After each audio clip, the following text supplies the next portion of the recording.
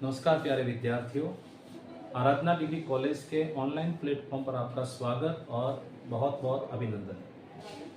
आज हम हिंदी साहित्य के इतिहास से जो बिंदु है भक्ति काल, उसके कृष्णाश्रयी शाखा के बारे में अध्ययन करेंगे। सगुण शाखा से रिलेटिव ये कृष्णाश्रयी शाखा है और इनमें वे कवि आते हैं जिन्होंने भगवान कृष्ण को आराध्य मानते हुए काव्य का सृजन किया। तमाम वे कवि जिन्होंने कृष्ण को अपने काव्य का विषय बनाया, अब उनमें ज्यादातर हम उन कवियों को जानते हैं जो वल्लभ संप्रदाय के अष्टसाप कवियों के रूप में विख्यात है। हम उन्हीं कवियों को पढ़ेंगे और उनसे रिलेटिव अन्य प्रश्न को हल करेंगे। हमारे प्रश्न पत्र में अधिकांश जब प्रश्न पूछा जाता है तो वो प्रश्न अष्टसाप कवियों के बारे में विशेष तौर पर पूछा जाता है कि अष्टसाप कवियों के नाम बताइए। अष्टसाप कवियों में जो कवि है उनका जीवन परिचय है, उनका अध्ययन हम बाद में करेंगे। उससे पहले हम भक्ति काल के कृष्णाश्रयी शाखा या फिर जो कृष्ण है उनको समझने का एक अध्ययन करते हैं। तो भक्ति काल जो कृष्णाश्रयी शाखा है, और मैंने बता ही दिया कि कृष्णाश्रयी शाखा में वे आते हैं जो भगवान कृष्ण को अपने काव्य का विषय बनाते हैं या फिर काव्य का सृजन करते हैं, वे लोग कृष्णाश्रयी शाखा में आते हैं। पहले हम थोड़ी साधारण सी नोट्स देख लेते हैं एक बार कि सर्वप्रथम ऋग्वेद के यानी कृष्ण का उल्लेख सबसे पहले, आपको कृष्ण का उल्लेख सबसे पहले ऋग्वेद के प्रथम, अष्टम और दशम मंडल में मिलता है। ऋग्वेद में जो मंडल है उनमें सबसे पहले हमें कृष्ण का उल्लेख जो मिलता है वो ऋग्वेद के पहले 8वें और 10वें मंडल में मिलता है कृष्ण का उल्लेख। छांदोग्य उपनिषद, उपनिषद है 16 उपनिषदों में से एक उपनिषद छांदोग्य उपनिषद है, उसमें कृष्ण का उल्लेख है वो वासुदेव पुत्र के रूप में मिलता है। हाँ, ऐसा मिलता है कि जो कृष्ण के पिता थे वो वासुदेव थे और कृष्ण के जो गुरु थे वो ऋषि आंगिरस थे। तो इसका उल्लेख है वासुदेव पुत्र के रूप में मिलता है और आंगिरस के शिष्य के रूप में मिलता है। ठीक है। भागवत पुराण, हरिवंश पुराण, विष्णु पुराण, पद्म पुराण एवं ब्रह्मवत्त पुराण, इनमें कृष्ण का उल्लेख मिलता है या फिर ये कृष्ण से उल्लेखित जो पुराण है वो ये है। भागवत पुराण में राधा है उसका जिक्र नहीं मिलता है, अर्थात जो राधा का जिक्र है वो भागवत पुराण में नहीं मिलता, सिर्फ भागवत पुराण में कृष्ण का जिक्र ही मिलता है। कृष्ण के जो कृष्ण है उनको दो आधार पर हम समझने का प्रयास करेंगे। एक तो है लोक रंजक और एक है लोक रक्षक। लोक रंजक यानी कि लोक मंगल। ये जो कृष्ण है लोक रंजक कृष्ण, वो हमें अपने काव्य में मिलता है। हिंदी के जो काव्य है उनमें है।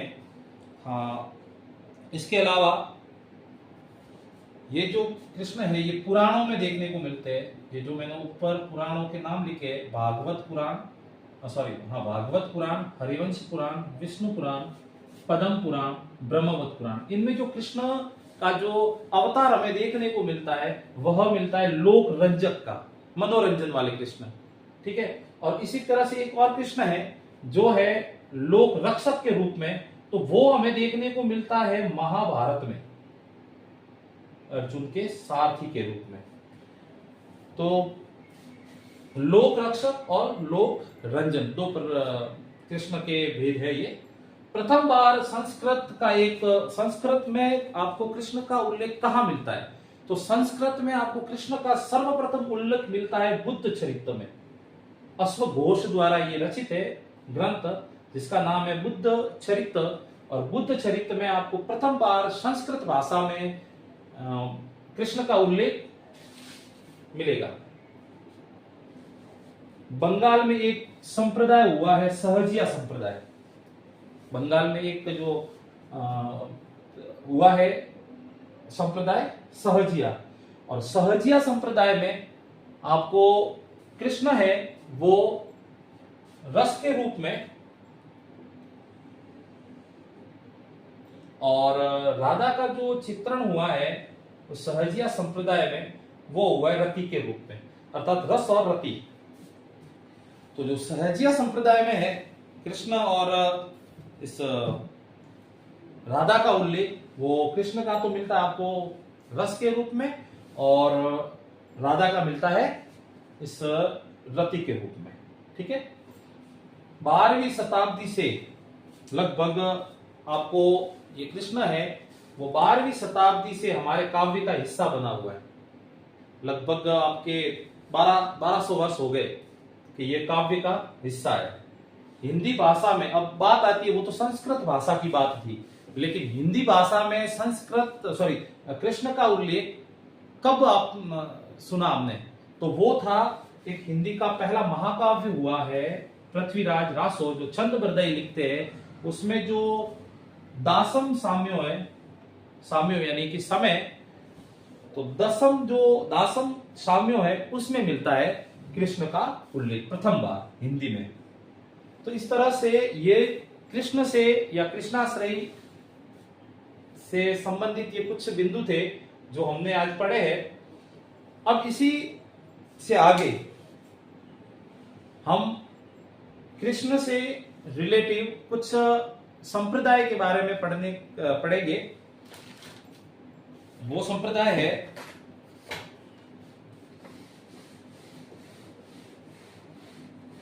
उन्हीं संप्रदाय के आधार पर कवियों का वर्णन भी मिलेगा। जैसे मान लो पहला जो संप्रदाय है वो है निम्बार्क संप्रदाय।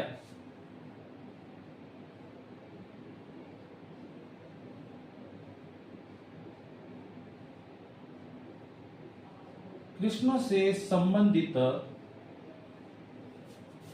संप्रदाय, मुख्यतः ये 5 संप्रदाय है। पहला जो संप्रदाय है वो है निम्बार्क संप्रदाय। निम्बार्क संप्रदाय।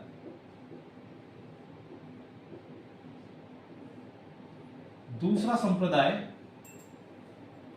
राधा वल्लभ संप्रदाय।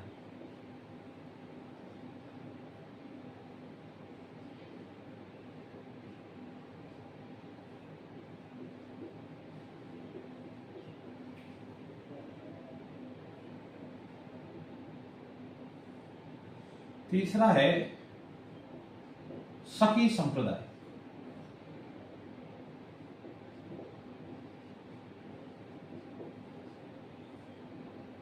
चौथा है वल्लभ संप्रदाय।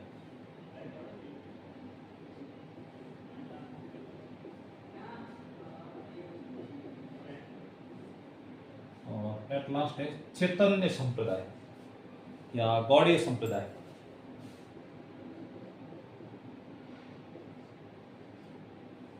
या चैतन्य।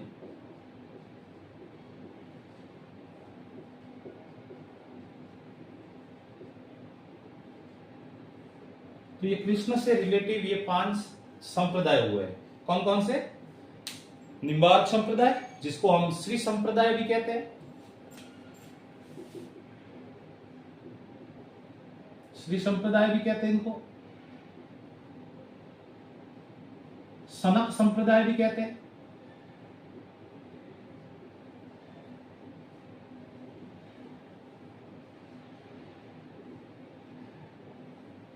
श्री संप्रदाय, सनक संप्रदाय, द्वेता द्वैतवाद भी कहते हैं इसको, भेदवाद भी कहते हैं इसको, भेदवाद। ये नाम था हित हरिवंश।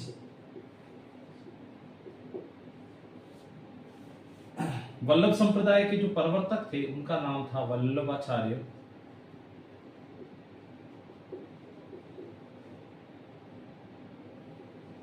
इनके पुत्र ने ही अष्टसाप कवियों या फिर वो अष्टसाप कवियों के संकलन किया था। और गौड़ीय संप्रदाय या चैतन्य संप्रदाय है, वो उनके प्रवर्तक थे चैतन्य महाप्रभु,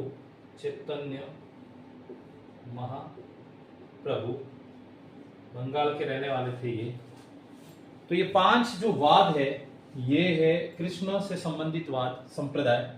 इनमें जो इंपॉर्टेंट है, जो प्रश्न छोटे हमेशा पूछे जाते हैं, वो यहाँ से पूछे जाते हैं अष्टसाप कवियों से रिलेटिव, जो वल्लभाचार्य या वल्लभ संप्रदाय से संबंधित है। नेक्स्ट जो क्लास होगी, हम उनमें विस्तार से इनके बारे में अध्ययन करेंगे। निम्बार्काचार्य में कौन कौन से कवि आए थे, उनका कौन कौन सा ग्रंथ हुआ है। इसके बाद में राधा वल्लभ संप्रदाय, शकी संप्रदाय, वल्लभ संप्रदाय और चैतन्य संप्रदाय के बारे में अध्ययन करेंगे। आज की क्लास में इतना ही। धन्यवाद।